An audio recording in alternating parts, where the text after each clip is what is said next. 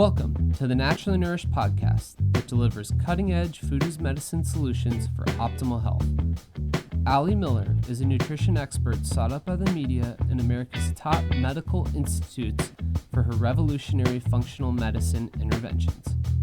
From disease treatment to prevention, every episode will empower you with ways to put yourself back in control of your health. Please note, the topics discussed are for educational purposes only. Now welcome, integrative dietitians Allie Miller and her co-host Becky Yu. Welcome to episode 254 of the Naturally Nourished podcast. You are joining us for choosing the right probiotic, and we are going to be doing a deep dive on strains, specific research on specific strains of probiotics, clinical outcomes on our products, highlighting some of our concerns with the spore-based probiotics or soil-based probiotics, and we'll be talking a lot about the microbiome and immune connection. Yes, and nerding out on everything in between, from what is a strain and ID guarantee and CFUs and how do I store my probiotics and so much more. So this is really a good roundup of all things probiotic. And as you know, I'm pretty passionate about the importance of the microbiome. So we have a lot of content out there for you already. Just to give you some of the highlights, most recently was episode 230, Dysbiosis Through Disconnection. That was actually Becky's fave of all time. At least of recent history. It's what she shared in our top I did. episode. It's a good one. It was my favorite that day. Yeah. It was a really good one. It was one that I really enjoyed putting together, talking about, how we share microbiomes with our community, essentially, and the sterility or hygiene hypothesis, basically. That was episode 230. Episode 198 is one that I'm constantly sharing with you guys on DMs. So you're on an antibiotic. Pretty much anytime someone says, oh no, I had to take an antibiotic for, a sinus infection or XYZ, or I'm having a surgery or this is coming up, always checking out episode 198 of what you can do to kind of rebalance your gut following antibiotic use and the importance of doing so. Episode 174, the dysbiosis disease connection. And that's when I talked about my third Beat the Bloat cleanse. Episode 60, going way back, dysbiosis and the microbiome, just kind of doing a deep dive on what dysbiosis is. Episode 68, supporting your immune system naturally, where we went into ear infections and antibiotic use in kids. Episode 87 on gut-brain, I made a hybrid word, the gut-brain axis. And then episode 131, Candida and SIBO deep dive, which at that time, when we put that out, that was a constant ask. And it's so funny because as we went through that episode and as we teach in our 12-week Food as Medicine Keto class, essentially a lot of the things that you do for SIBO can be managed as well for Candida. Maybe we don't have to go through that whole FODMAP protocol, but as far as the therapeutic units that we would use for cleanse, like berberine, and using biofilm breakers like N-acetylcysteine, and the importance of caprylic acid and all of these different antifungal, antibacterial players, there's a lot of overlap. So if you're thinking of doing a gut cleanse and you don't know where you're at, the answer to that is start with the Beat the Bloat cleanse, really, and you'll probably get some amazing outcomes. Yes, and so many resources in between. I feel like we talk about probiotics like in almost every episode. True. So Truly. It'll be good to put everything kind of in one place today. Yes. So before we get into that, let's jump into today's sponsor, which is Santa Cruz Medicinal, a CBD company, and kind of connected because we're talking about here the endocannabinoid system, which is a system within all of the human bodies. Every human body is going to have an endocannabinoid system. And we have cannabidiol, or CBD, that is made endogenously, meaning naturally by the body. But we've also seen therapeutic effects from dosing CBD exogenously, or taking it as a supplement tool. CBD has the ability to naturally support mood stability, calm anxiety, and regulate stress. So it does have some influence on that fight or flight response in the body.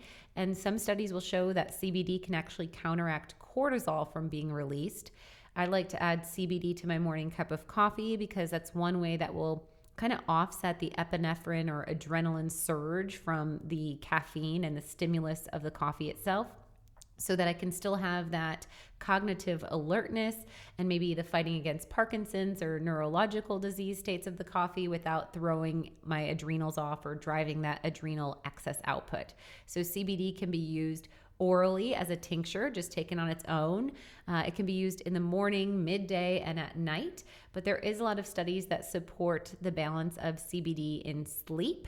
It has a lot of neuroimmune support, so it can help to stabilize neurological function, enhance our immune system. So a lot of my autoimmune patients use CBD for natural pain management and also reducing that excitatory autoimmune overreaction of the immune system. And CBD can also be generally anti-inflammatory. So a multitude of mechanisms. I recommend, if you are looking at playing with CBD, that you find a company that is third-party tested and has potent and pure formulas. And that's why I've partnered with Santa Cruz Medicinals. When you go on over to scmedicinals.com, you can use the promo code AllieMillerRD, and that will save you 15% off and give you free shipping on your order. So Santa Cruz Medicinals provides potent and affordable products. And we have found time and time again that oral CBD, and we've seen this in research, of course, but as well as patient testimonials, using CBD doesn't work at micro doses, and especially in some of these processed trendy products like the gummies and the patches and all of these kind of buzzworthy, like magazine influencer. Yeah. It'll be like 5 milligrams and that's nothing. Yes. So, we like to look for a product that has no solvents or additives, so it's pure, and that it's still potent. So we're looking at a dosage anywhere between really 30 to 100 milligrams daily, and per time really at minimum 20 milligrams. So starting with like 30 milligrams at rise and 30 to 50 milligrams in the evening might be a really great entry. And at Santa Cruz Medicinals, they recommend that you do a CBD challenge where you take 100 milligrams of CBD a day and see how you feel after a week. So you can kind of journal how you feel in your mood, in your inflammation in your body, just generalized aches, pains, how your digestive system responds, because the endocannabinoid system can also calm an overreactive or inflamed gut. And even checking in on depth and quality of sleep. And then you can adjust your dosage from there. So considering kind of leveling up at that higher dose would be a strong way to know if your body responds favorably to cannabidiol. Also, when you're over at Santa Cruz Medicinals, you can check out their deep sleep capsules. These have 50 milligrams of CBD per capsule, along with valerian and L-theanine. So this is really great, that sedative, nervine herb, and that L-theanine, which helps to modulate our alpha brain waves. And then their tinctures that I really like just use a pure MCT oil, and you can see the photo impact, the light impact of the UV impact on the coconut, showing that it is a whole food. You actually get that antioxidant, beautiful pink pigment that occurs, which I think is just pretty on my countertop. Sure is, without any colors or anything added. Yeah, exactly. And, no non-caloric sweeteners or anything that's going to mess with your hustle. So go on over to scmedicinals.com, use AllieMillerRD at checkout, and see how CBD works for you. All right, to kick things off, let's just do a quick refresh here, Allie, on the microbiome and what it can do for our body when it's in a balanced state. Yeah, so, we are actually outnumbered by bacteria cells than we are the cells that comprise our body. And that's always really shocking to consider. So there are 100 trillion cells of bacteria and yeast that line the mucosal membranes of our mouth, our skin, our gut, even our eyes. We have an ocular biome. And this comprises about 3 to 5 pounds of living bacteria known as the microbiome. So the microbiome, when in a state of symbiosis, meaning that those 100 trillion cells are working for the host, for us, in a symbiotic state, we can have enhanced immune response. We can have reduced inflammation in the body, or a inflammatory process that's balanced. We can see improved digestive or optimal digestive function, nutrient absorption and production occurring in an optimal manner. We can see good production of serotonin, that feel-good neurotransmitter, and other mood stabilizing effects, as well as things like supporting our metabolic health, blood sugar balance, our weight and body composition with less bloating and distension. On the contrary, if we're dealing with a dysbiotic status, this is an imbalance in the body where those 100 trillion cells of bacteria or yeast are not favorable and they're actually working against the host or battling the body, if you will. And we will see a gamut of bad or negative influence on the body. So we can see bloating and distension and GI stress. I think that's the most commonplace things that we think of. So constipation, diarrhea, bowel incontinence or urgency. We can see chronic inflammation. We can see immune dysfunction, higher susceptibility to autoimmune conditions, as well as immune insufficiency, so more susceptibility to virus and infections and such. We can see an imbalance of neurotransmitter production. So instead of making that serotonin, we can see an increase of the fight or flight stress responding chemicals, the excitatory neurotransmitters, basically creating bells and whistles telling the body it isn't safe. And we can see a suboptimal amount of serotonin. So you don't have that landing gear produced to tell the body it's well. And you can see an excess of the excitatory response because the gut is connecting to our brain, that gut-brain axis, and saying, things aren't right in here, things aren't right in here. So we can have anxiety, panic attack. We can even have increased blood pressure and vasovagal imbalance, which can be tied to that dysbiotic state. And when we're talking probiotics, we're talking both about the good guys in our own gut or our own system, and then also about the exogenous probiotics that we can take either as a supplement or a food. Right, absolutely. And I think that dually very important. And as we continue to live in a more sterilized environment, you know, the disinfectant products that are used, the types of materials our homes are made of, and basically our living environment is very antibacterial. And unfortunately, over the last 3 decades, even more so. Unfortunately, over pandemic, even more so. Right. So it creates a really important dynamic to, yes, support the terrain of the body to be a good host of bacteria diversity, but also to be very intentional with pollinating or intentionally consuming probiotic-rich foods. And that's where it becomes important, I think, with today's topic of being strategic with the strain and the species that you're selecting as well, because as we'll see, there's different influence based on type of probiotic. Yes. Let's cover maybe a couple more of just the roles and benefits of probiotics. So obviously you talked about the neurotransmitter piece of the puzzle and digestive health. Yes. And, you know, when we look at probiotics as well, we talked about immune, we talked about inflammation. I think skin is something I didn't mention yet. And we see impact from eczema to psoriasis to acne. Acne can definitely be associated with candida or a form of yeast overgrowth in the body, as well as dysbiosis in the gut or parasite. We think of the skin as like the window of the gut in many ways. And so that's another area I think that would be a big hit. Any other big ones you're thinking of that I missed?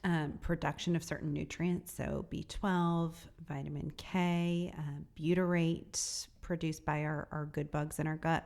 Yeah, butyrate has a whole host of benefits on the body. Definitely colon cancer prevention we see, as well as supporting pH balance in the body, and being an energy substrate for our body as well. Yes.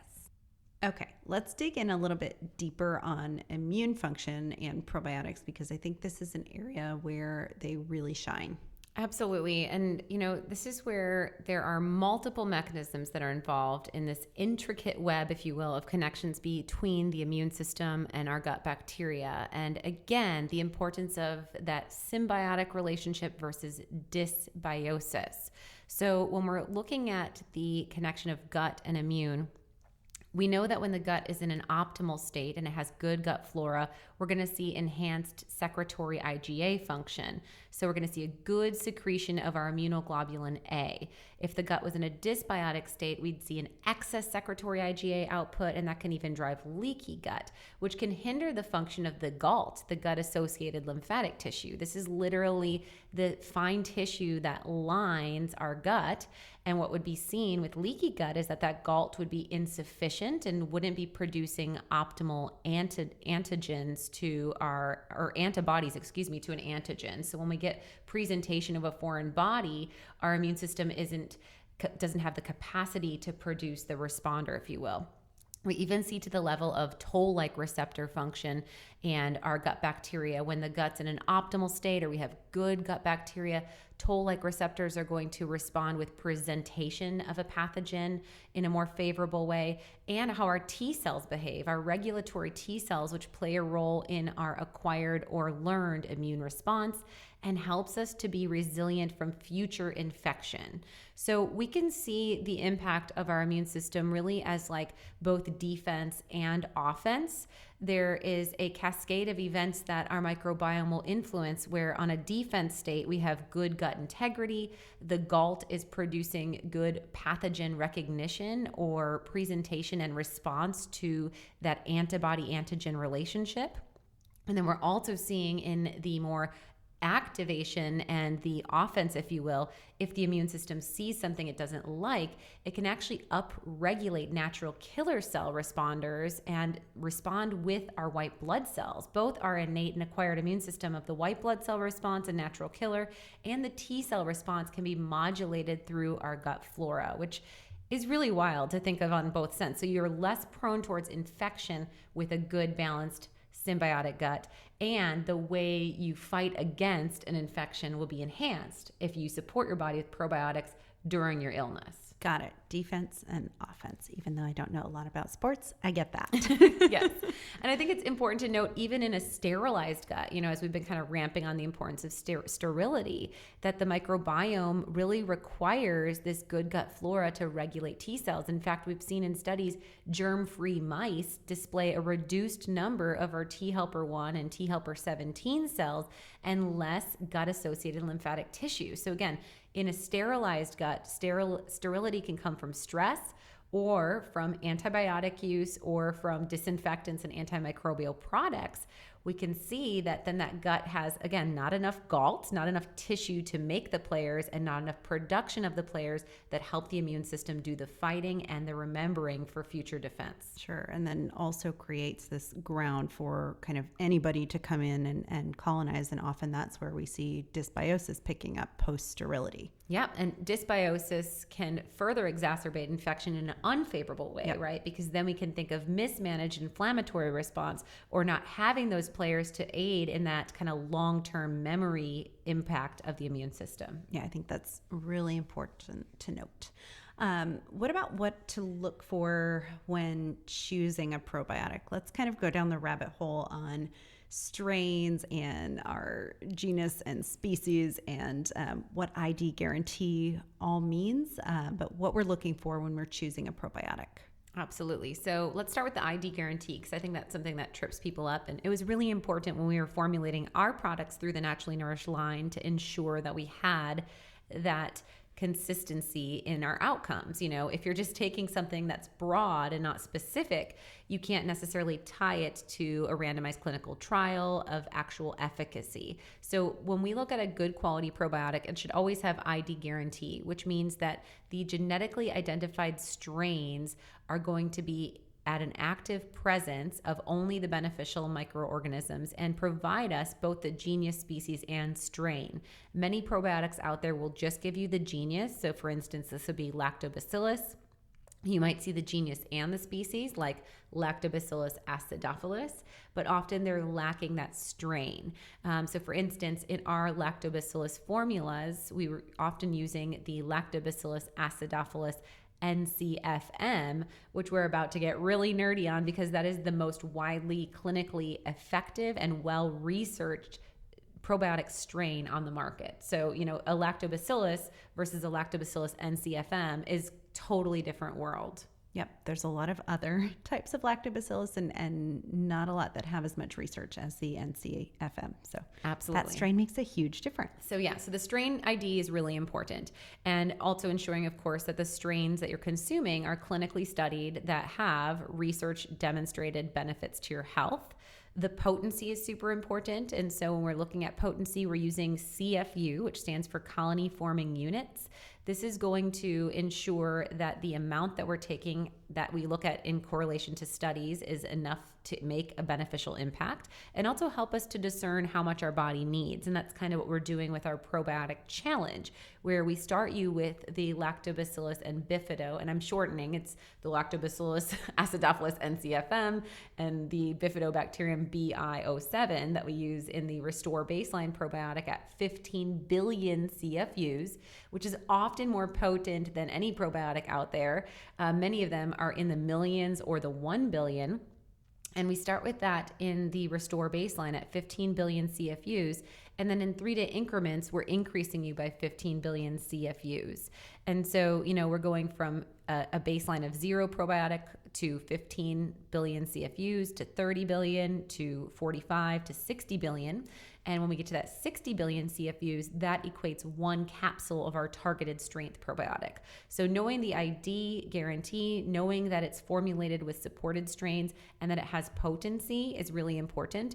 All of the probiotics in the Naturally Nourished line are going to be guaranteed through the date of expiration. Many also only are guaranteed through the date of production at that potency, which is really important to note. And what takes into account with that is ensuring that the probiotic is manufactured in a temperature controlled environment. It is stored in a temperature controlled warehouse, and the delivery is done in such a way that we ensure live and healthy probiotics.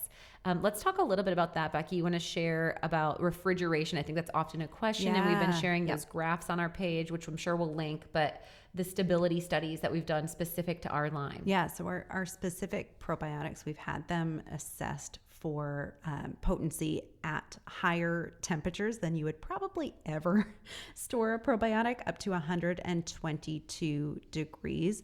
And they're still showing, even at that 122 plus degrees, still showing at least the stated active CFU in the bottle, if not even higher. Often higher. Yeah, often higher. Mm-hmm. So in terms of refrigeration with our probiotics, we actually don't recommend refrigerating them, or at least not taking them in and out of the fridge, because I think that could cause a lot of condensation and cause the capsules to degrade. And that could potentially interfere with the potency, or getting water in there and getting kind of yuck, and they're not going to last as long. So we personally don't refrigerate our probiotics, and I think people are surprised to learn that. Yeah, even if you don't plan on leaving it out, life happens. So, you pull out the bottle, you grab your capsule out, and then you get distracted with the mail or something, right? Yeah. So keeping them at your room temperature and just in a cool, dark place. Like I keep mine in my vanity, my bathroom, and I keep some actually on my nightstand as well. That's the best recommendation I have, because it's not going through that cold and, yes, the condensation change. And I would note, Becky, the temperature of the 122 degrees Fahrenheit, that was held for 48 hours minimum. So it's not like we hit it with a heat gun and then tested it 2 days later and said, look, it's still held at 60 billion. In the case of the targeted strength probiotic, it was upwards of 120 billion. So totally double the potency after it held at 2 days of that 122 degrees. So even in transit in the heat of summer, we're likely not sitting at that high of a heat for that period of time by any means. And we have a whole kind of FAQ page on that, because, every summer we do encourage stocking up, just because with shipping delays and things like that, there is potential, I guess, that the inside of a truck could get that hot, but I don't really think so. I think there's a lot more temperature control even with the mail, but maybe if it's in your metal mailbox for a week or something. You'd have to try. Yeah, you'd have to really try. But even in Texas. But we've got that whole FAQ page that I will link that shows these nice graphs. Yes. And then I wanted to note on just the purity and the potency guarantee. We recently shared on Instagram Amazon's best-selling probiotic versus our targeted strength probiotic. And Byron, who's super nerdy, did some math and figured out that the other probiotic was stating colony forming units per gram. And when he did the math, so it said on there that it was 15 billion colony forming units per gram. So you think, 15 billion, that's very similar to Restore Baseline, right? Mm-hmm. But when he actually did the math and calculated it out, it was only 0.5 billion CFU per capsule, and contained 85% prebiotics. So basically a whole bunch of filler. Yeah. And also did not have an ID guaranteed strain. Right. So those are the big things to really be looking for and making sure that it is ID guaranteed and that it is a guaranteed CFU per capsule. Yeah, I think that that's key. And the other thing I would note, is that it doesn't have a prebiotic in that. I really prefer that you get your prebiotics from whole foods. So you can get prebiotic fibers from starchy vegetables. We think of especially like Jerusalem artichoke, and we think of like jicama as really good sources of those resistant starches that our good gut flora eats on. But oftentimes, and as you'll learn, many of these strains can actually be used in rebounding a gut following a candida cleanse or dysbiosis cleanse, and we're maybe not ready to feed and fertilize. We just want to pollinate first and then bring in that kind of fertilizer, if you will, is what I think of as the prebiotics to keep the probiotic viable. So I recommend making sure that you aren't taking a pill that has inulin in it or some of those resistant starches or prebiotic fiber blends. And then if you want, you have our phytofiber on hand that you can kind of dose dependent, just like your colony forming units of your probiotics. So in our bacteria rebuild bundle, we do segregate that. We have that one bottle of the Restore Baseline, which is the 50-50 blend of lacto-bifido. We have the Rebuild Spectrum, which has the multi-strains, and we'll nerd out on that a little bit further. And then there is that GI cleanup to still keep making space in the gut flora and regulating if there is any rebound of the dysbiotic flora, and then that phytofiber. So that works as a really intentional symphony, if you will, to ensure that we're able to adjust the levers specific to the individual's gut microbiome status. That's a really good point, because if you're taking a capsule that has prebiotic in it, you don't know likely how much is in there, and there could even be, potential inflammatory ingredients. We don't know what those fibers are necessarily made from, depending on the quality of the probiotic. But with the phytofiber, you can kind of adjust as you're ready for that quote unquote fertilizer. You can ramp it up versus taking the same amount and maybe not tolerating it well. Right. And then, so beyond with that purity, we talked about the ID guarantee, we talked about the CFU. I would also say ensuring that probiotic company is third-party testing for toxicity. So we use a manufacturing facility that is really state-of-the-art, and it regulates environmental controls to protect against bacteria, to protect against light exposure, which would oxidize, as well as heat and moisture. And we test not only for that potency while temperature stressing it, if you will, but we also test for toxicity of molds, contaminants like toxic metals, and anything that could be added in the process as a undesirable ingredient. So we're ensuring that you're getting only what we're telling you.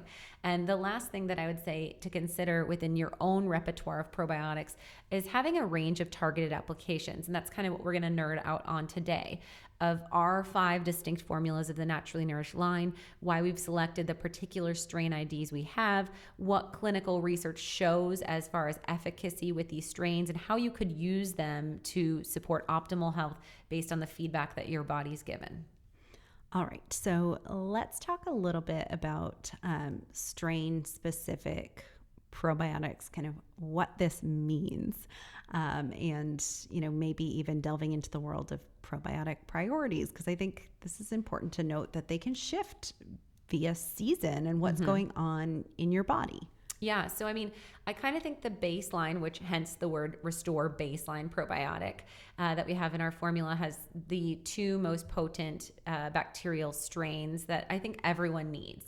And we actually have those strains featured in 3 formulas. And that's the Lactobacillus acidophilus NCFM and the Bifidobacteria, which is the BI07. So we have those 2 strains specifically in our Restore Baseline at the 15 billion, the 4 times potency of that at the targeted strength. And then we have those same strains in our kids biotic as well. And so if you're starting of just a baseline, if you need to be taking a probiotic, that's the best place to start. And then again, you would use that probiotic challenge to determine, if you're an adult, of whether you need the 15 billion Restore Baseline or the 60 billion targeted.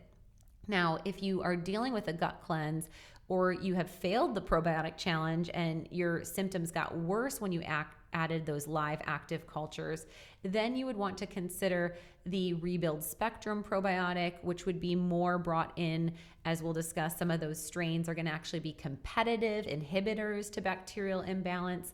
We tend to think of the Rebuild Spectrum to have on hand for international travel, foodborne illness, or a kind of heavier hit for the immune system. So we use this more in like our post-surgical protocol, anytime someone's getting sterilized from an antibiotic, or if we have an immune hit, we would layer that on. That's typically going to be secondary or added to the lacto-bifido blend as our baseline. But for some individuals that don't tolerate the lacto-bifido, they could start there. Sure. All right, so let's dig in. Let's get super nerdy and just go for it. Yeah. Starting with this Lactobacillus acidophilus NCFM. So this is probably the most widely researched strain out there. Yeah, I mean, this is the one that has over 45 clinical trials specific to this, again, ID strain. So not just Lactobacillus, but the Lactobacillus acidophilus NCFM.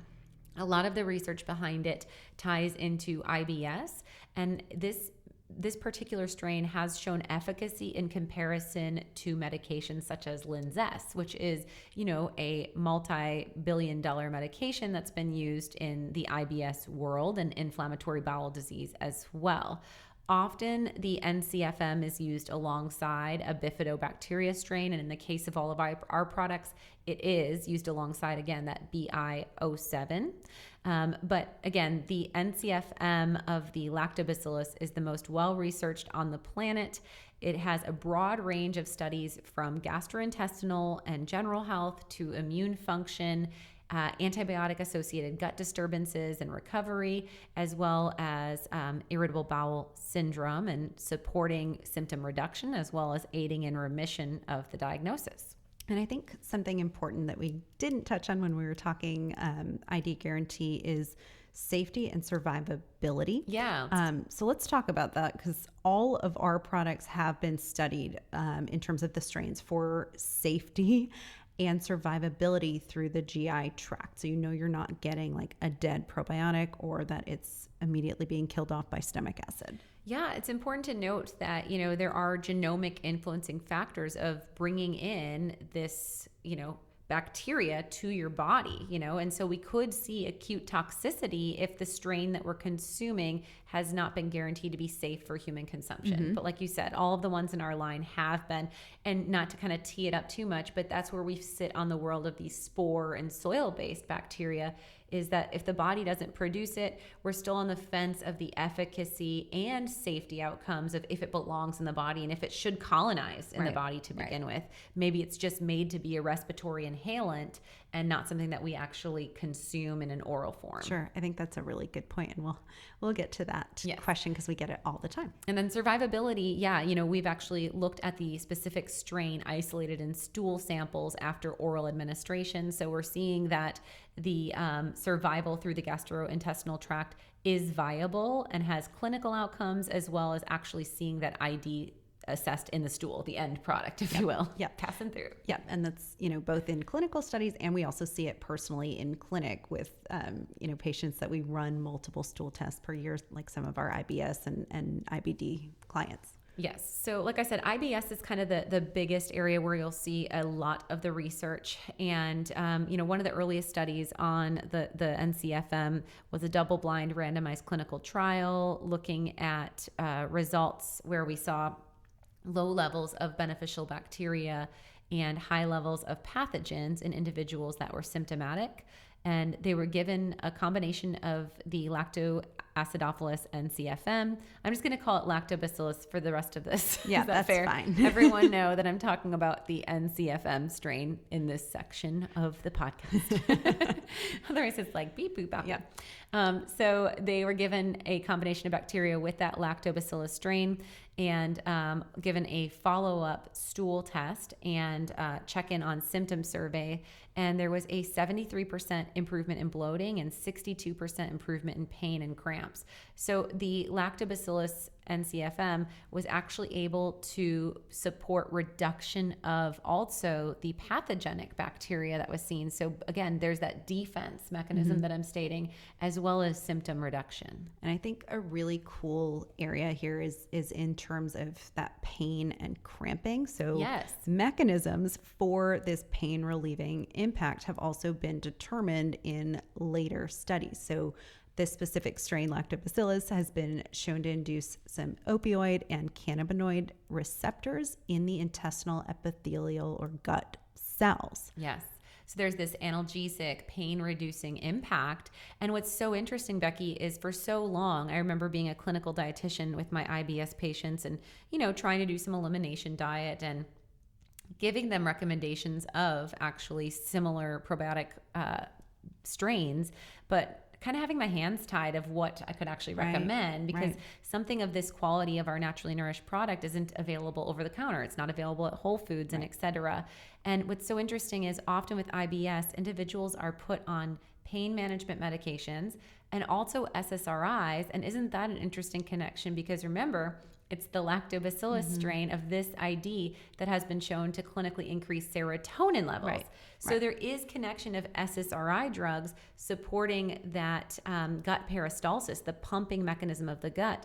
But again, when you use functional medicine and you give what the body needs, you just eliminated 3 potential medications, one for bowel motility, one for pain and cramping, and also, one for antidepressant effects. Yep. And who knows what else? Could be more. Right. Absolutely. Then there's the metabolic and the other things that we're seeing favorable and getting sick less frequent. Right. Exactly. So yeah, super cool how the bacteria actually are communicating with these cells in our gut and reducing spasm, reducing cramping, reducing pain. Yes, and there was even a connection beyond the opioid receptors. There was even a connection that we saw in this was opioid. It was modulating the mu opioid receptor, MOR expression. And we saw that intestinal tissue samples actually showed specifically that it's this NCFM is able to reduce the pain in the gut by 40-fold. So this is a pretty significant. So this wasn't just symptom assessment through like a survey. This was actually looking at the tissue expression of that inflammatory receptor. Super cool. And I think it's important to note, like we said, that dosage really matters. And this has also been studied clinically, where we're looking at doses of 10 billion CFU being somewhere, starting around 10 billion actually being effective. Yeah, there was a study that looked at just under 400 subjects of 1 billion CFU versus 10 billion versus placebo. And they saw that the 10 billion CFU significantly reduced the discomfort in the gut over the baseline. And so again, in our targeted strength, you're going to be getting a 50-50 blend. So if there's 60 billion CFUs, you're getting 30 billion per capsule of the NCFM, and then you're getting 30 billion of the BI-07. In the Restore baseline, you'd be getting 7.5, so that's where maybe your sweet spot is to get that 10 billion if you're symptomatic. And then when things go in resolution, you could go down from the targeted to the Restore baseline. And that's why it's a baseline.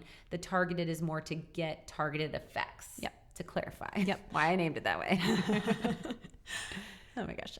Let's talk the world of diarrhea and constipation, because that goes hand in hand with IBS. Yeah, so another strong double-blind placebo-controlled study that was randomized looked at children, 243 children aged 12 to 36 months. And they used our strain of the NCFM, and they used this in a formulation with also the bifidolactis of our BI-07 strain. And in 14 weeks, they saw a statistically significant reduction in the incidence and frequency of episodes of diarrhea in the probiotic group when compared to the placebo. There's also been compelling literature demonstrating subjects that used this strain of probiotic in combination with the BI-07 also tended to need less loperamide, which is Imodium as like the name brand medication. So reducing medication and regulating symptoms. Yes, which is always the goal, right? Yes. And then on the other end of the spectrum, there were studies that also randomized clinical trial comparing the probiotic strains that we just named, the Lacto and Bifido of our line, and compared to a control group given plain yogurt. And those that were in the probiotic group actually had significantly shortened colon transit time. And that's where, again, that potency and ID guarantee are going to be really important. You can use the therapeutic foods as a good baseline, but when you're dealing with a symptom, you really need kind of the big guns, if you will. Yes. And often that world of constipation, I think people automatically go to dysbiosis and like that over fermentation, stagnation, but sometimes it is just sterility and just needing more good gut bugs, which is why we do that probiotic challenge. And oftentimes people see that breaking through, once they're up to that 4 capsules, starting to see more bowel regularity. Yeah. And then, making the entire digestive process more enjoyable. We've seen clinical studies with this strain of lactobacillus reducing lactose intolerance. You talked earlier, Becky, about the importance of probiotics in manufacturing nutrients, but also in aiding in the breakdown of our foods to assimilate or absorb nutrients. Yep. And that's one that we see really heavily tied with this strain as well. And then immune health, I think lactobacillus is like a really big one here. Lacto and bifido. And again, these are often in conjunction in studies. Yes. So the lactobacillus mechanism we focus on with immune is those serum immunoglobulins. And so we tend to see an increase in levels of the serum IgA and IgM. Again, these are kind of like the tagging components that will play a role with an immune response, which basically line our mucosal membranes. So our immunoglobulins are going to be the antibody production powerhouses, if you will, to respond to an antigen.